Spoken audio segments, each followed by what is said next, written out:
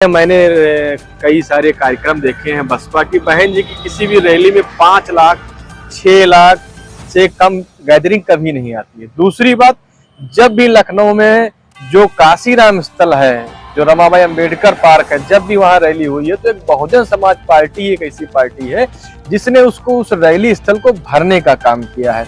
तीसरी बात, एक और जब बहन जी की रैली होती है उस रैली के बाद में पूरा लखनऊ नीला हो जाता है।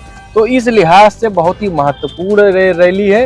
और एक बात और भी है कि जो मायावती तमाम लंबे समय से क्या कहते हैं रैली और जनसभा वाली राजनीति से पब्लिक मीटिंग्स में जाना और पब्लिक के बीच जाके अपनी बातचीत को रखना, उससे दूरी बनाए हुए थी। अब बहन जी की जो रणनीति होती है राजकिशोर जी, वो कभी कोई समझ नहीं पाता। उनकी रणनीति बहुत गुपचुप तरीके से और बड़ी ही गोपनीयता के साथ होती है। अब ये रैली चालू हुई, अब आप देखना तमाम सारी रैली होंगी और 2027 के चुनाव से पहले 26 में कुछ ऐसी रणनीति करेंगी कि सारी पार्टियां, चाहे समाजवादी पार्टी है जो पीडीए का नारा लेकर के आई है, चाहे भारतीय जनता पार्टी वर्तमान में योगी जी की सरकार है, सब सोचने पे मजबूर हो जाएंगी। क्योंकि अगर बहन जी दोबारा से रैली के माध्यम से, वो भी मौका है जो पार्टी के संस्थापक बहुजनों के सर्वमान्य नेता जो कांशीराम जी हैं, उनकी महापरिनिर्वाण निर्माण दिवस के मौके पर रैली हो रही है, तो ऐसे में तमाम सारे जिलों के और पूरे प्रदेश से बसपा के समर्थक, बहन जी के चाहने वाले, उनका वोटर, तो सभी आएंगे यहाँ पे।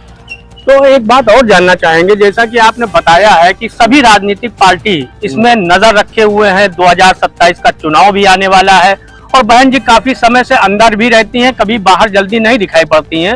और इस महारैली के मामले में आप जो जैसा देखा जा रहा है उसमें आप किस प्रकार देख रहे हैं? क्या 2027 के चुनाव को बहुत ही गंभीरता से बसपा ले रही है? देखिए, ये बहुत आपने अच्छी बात कही है।